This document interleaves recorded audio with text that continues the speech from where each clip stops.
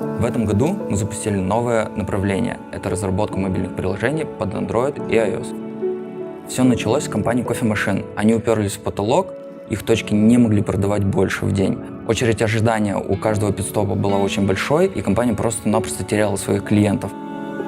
Мы разработали мобильное приложение, которое помогает пользователю осуществить быстрый и удобный заказ. А для компании основным плюсом является то, что они перестают терять клиентов в часы пик.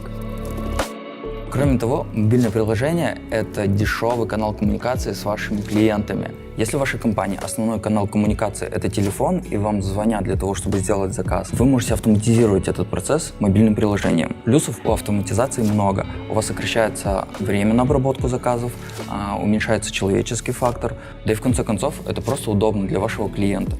Как мы работаем? Для начала мы изучаем бизнес нашего клиента.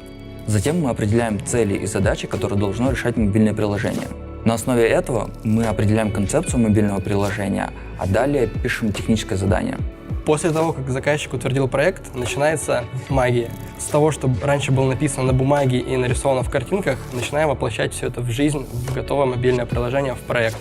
На этом этапе я, как ведущий программист, слежу за каждым аспектом, слежу, чтобы вся работа выполнялась качественно, вовремя. После того, как готов прототип, мы его тестируем внутри команды, и если все удобно, все хорошо, то уже переходим ко второму этапу, к дизайну. Последним, но не самым последним по важности является этап тестирования. На этом этапе наша команда тщательно проверяет, чтобы программа работала плавно, чтобы интерфейсы работали четко, чтобы переходы были понятными, чтобы не было зависаний. Я огромное значение уделяю деталям. Даже на примере какой-нибудь маленькой кнопки, если я ее рисую, и она мне не нравится, то перерисовываю до тех пор, пока не достигнем нужного результата.